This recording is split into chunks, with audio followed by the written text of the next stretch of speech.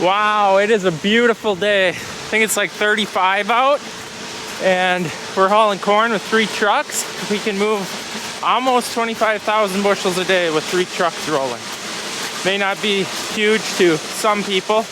We got friends that can do like 30,000 bushels a day with like 1 truck, but they don't have a hour round trip and just driving. So that's big to us. We also got a gearbox for this grain leg, so Brody's getting that ready. He's gonna put it on a forklift. We're gonna try to lift it up as high as we can and then rope the 100-pound gearbox to the top of that little grain leg right there. In the meantime, we get the Dodge trucks coming through. Got one coming in right now. I gotta load them up and then we'll get to climbing.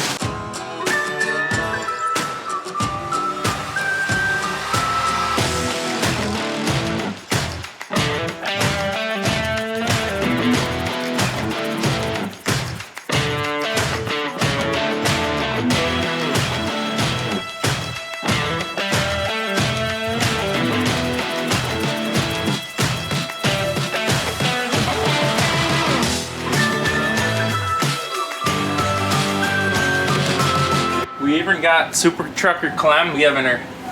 There he is. Since we got so many trucks rolling, we've just been loading them down here instead of them loading themselves. It's been going pretty good, and it's almost like a solid stream of trucks. So, moving grain. We've got some very good grades coming through. 14.8 was that last load. No dockage. Perfect grain quality. Finally, we got the tops off. And we've pulled grain from all the bends to get control. Well, I shouldn't say to get control, but it's good to have corn move through the bends at least once a month just to make sure you don't get any hot spots. That looks like a load. So if I don't slip and fall here, it's like glare ice right through here. I want to show you. Whoa. I want to show you something here. You see this grain conveyor? You see the how much it's not straight? This thing was installed perfectly level, but the cement is heaving because that's what happens with frost in the winter. The ground raises. It's pushing up the cement right here at this pillar, and maybe, well, probably not moving there, but it's definitely moving here.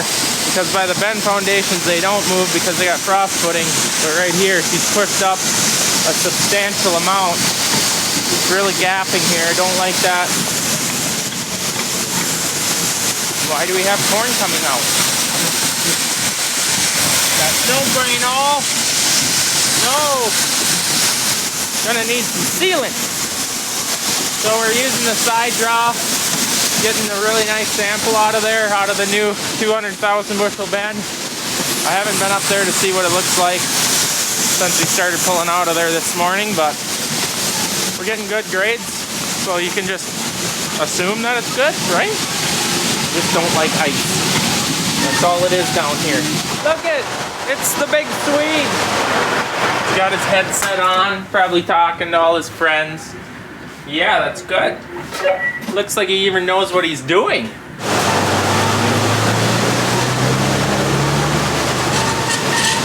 This is what we're worried about? I guess. He needs a stool. You got her? He needs a stool. You're leaving? You got a copy? Where you going? Oh, I was just teasing. Have a good trip there. Too many people. I can't even play with a radio. I'm going to the doctor to see why my knees don't do knee things. Torn meniscus. That's what they think. So now he's got to go see what his options are. You better get going before it's springtime. Yeah, I know it's heavy. This should be an experience of a lifetime. Oh, we need the rope. I got to get the rope.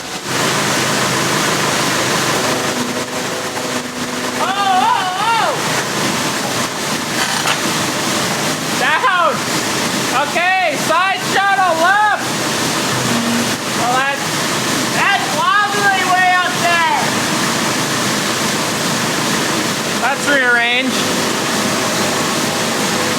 That's back! That's it. That's all you get. Well, we're gonna have a 20-foot pull. You and me, let's get up there. I need a rope to get my rope. I just don't, this is gonna be a challenge. So I gotta, that thing. Have a rope up there? No, that thing, that gearbox, it's $2,000 if we drop it and break the housing. And it's also, I can confirm that it's at least 100 pounds. That's gonna be fun. How do you like heights? I don't like looking down. That's scary looking down there. What's scarier is once we commit to this, we gotta go. Where's the big Swede? We need him. We also have to do this in a timely fashion so that the trucks aren't. Yeah, we better hurry up. You know, I thought about grabbing your sunglasses in the shop and hat, but I didn't. Overhead's full already. I hear it shutting stuff down. Let's just hope that's what the case is. Okay, also, don't wrap anything around you. My gloves are kind of slippery. I might have to barehand it. Well, we're gonna have to have one guy as the safety, the other guy as the lift, and then we'll kind of have to use this lip here to break the rope. That would not be good if it catches. Avoid where something damaged that.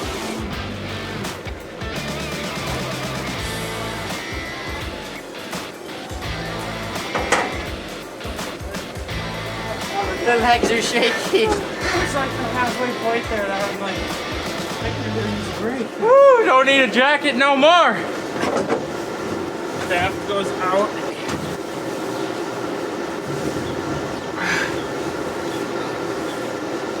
It actually goes together. Relatively simple. Should. My no goal. It does have a key. There we go. I told you! It does have a key. That makes total sense.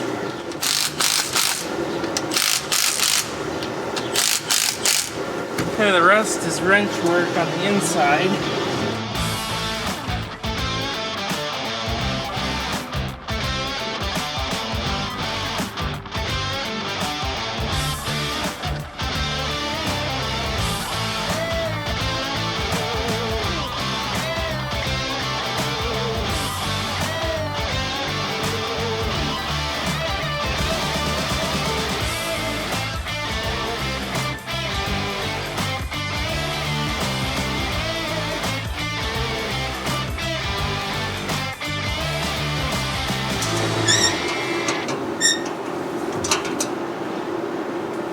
We got her done.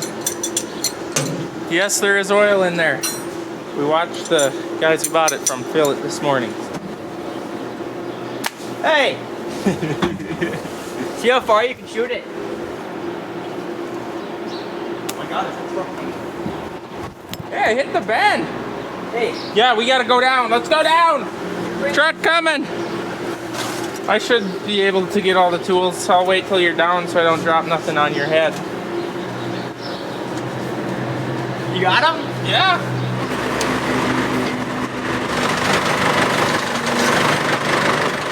That was literally in just the nick of time. So here he comes. Oh, this is why Dad wanted a chair. Oh, pretty nice. How's that stool? It's pretty nice. Oh, he'll never come up to the shop now. Moisture right on 15. Oh boy. Oh, I gotta climb a bend and make sure before we start pulling out of that bend that we just fixed the leg for, that there's no clogs that are gonna come down. Where's this go? Well, you call that wrapped up? It goes under there. And when you look at that, it works. Oh, another truck too. Well, all things are good down here. I checked the top of that bend, it was good. I've hauled one overhead load of blended corn out of this one and the new bend. So I think everything's under control. Like I said, 35-ish degrees. I think it's supposed to be like that the rest of the week. The road is kind of thawing out. It is just a mess and it's starting to get potholey. So Dad made me drag the 3-point hitch drag out of the snow And we gotta see if the big 1086 will start getting in the shop. Maybe towards the end of the week he can drag the road. That's what he's hoping. I don't know if that'll work, but we'll see. I had this plugged in and somebody has unplugged it. I'm guessing Grandpa's been doing his rounds again. Ooh, she runs. Looking like she needs a little washing. Terrible. She's clean. 15,000 hours on that thing. Crazy, in 1979, that was our main horsepower. Well before my time. Brody, we need to put the big drag on the 10. Do you know who unplugged it? I had the 1086 plugged in and someone unplugged it. I didn't unplug it. It must have been Grandpa. The saga continues with the Kodiak. No expert here. No, we're trying to put a new brake. Is this a brake? This don't look like a brake. Leveling valve. Airbag leveling valve on the Kodiak. Had to take the wheels off to get access at it. Found out that the valve that was on here ain't even the right thing. So we're gonna try just putting a truck valve on and hoping that that works. What could go wrong? Nothing. Nothing could go wrong, Cody.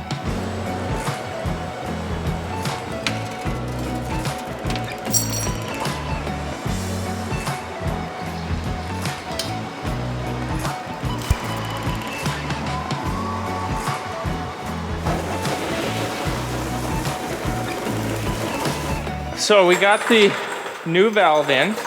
That's for a semi. Redid some plumbing. Disconnected some stuff that I feel was not necessary, and it was also leaking. And there's been someone in there in the box for the electric air compressor before I've owned it and done some stuff that ain't right. So it works now. It's gonna work just like a semi. It's got a pressure switch on, so I turn the air compressor switch on. And, come on. It'll pump up my air tank, and then the air ride valve will control the height. As you, just like a semi, you put a load on it, it'll pump air in. Once it hits 140 PSI, it turns off the pump. So I should be able to leave that switch on all the time now, where before I could not, because it was all, like I said, done improperly. So now I just leave that on. So I believe we're good. And it's keyed power. So when I turn the key off, the air compressor's off. Perfect. We are finally ready, Brody, to park this thing away. What's going on? Well, Your jack's stuck. Why not need 2 jacks in one job? One tire. Well, can't get it in there, so might as well drive it forward. Don't do that at home. We're gonna drive it off of the jack. Jack up here, jack here, I guess. So we put the jack in when the bags were flat. Great idea. And now that the bags are aired up, we can't get the jack out now. Some parameters have changed, Brody. You can jack right there, on that plate. On my fuel tank plate? I don't think so. I don't think this is gonna work either. Well, that's just lifting up the body, and then it's We're driving it forward. We're driving it forward. All right, we'll drive it forward. I don't care. Wreck it. Mike, take some chunks Actually, out. I do care, but we're gonna send it. You send it so I can say it was you. And your idea. Was it not his idea? Can we have a replay of that? And then it's We're just driving it forward. We're driving it forward.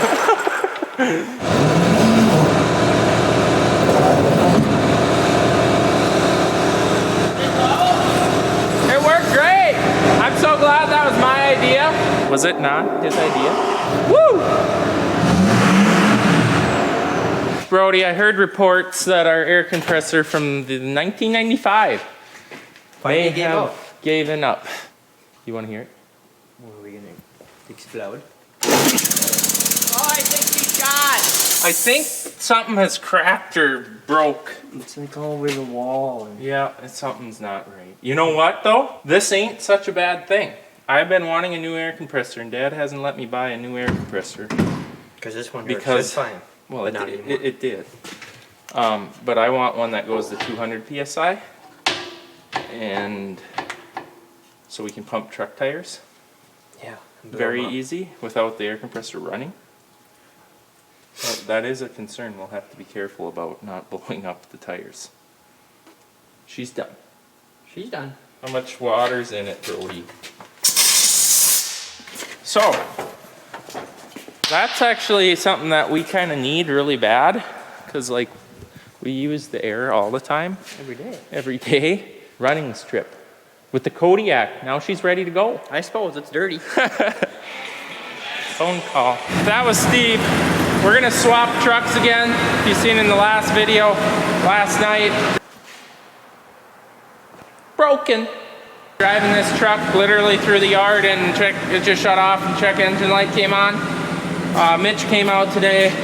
ECU had no power, so he ripped the harness down a ways, and somebody had been test probing right through the wires previous to our ownership of the truck, and corrosion got in there and literally ate the wire up in 2 areas. So he put new wire in, and now it runs. So, being this is a tri-axle truck, we are going to get this back on the trailer, because then you can haul more weight legally. And he is just pulling up now. So the truck was on the road for 1 day, and you'll see what it looks like here shortly. So this truck was literally showroom clean 24 hours ago. It don't take you long to get something dirty. It's all slop.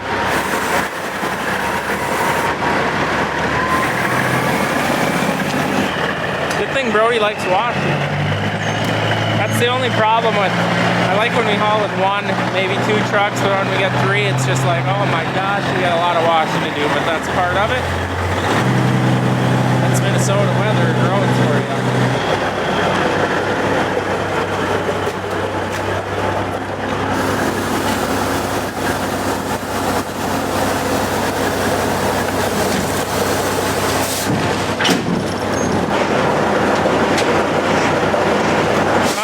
We got them loaded up. They're parking in the shop. Refill the overhead for the morning, and another day of trucking tomorrow.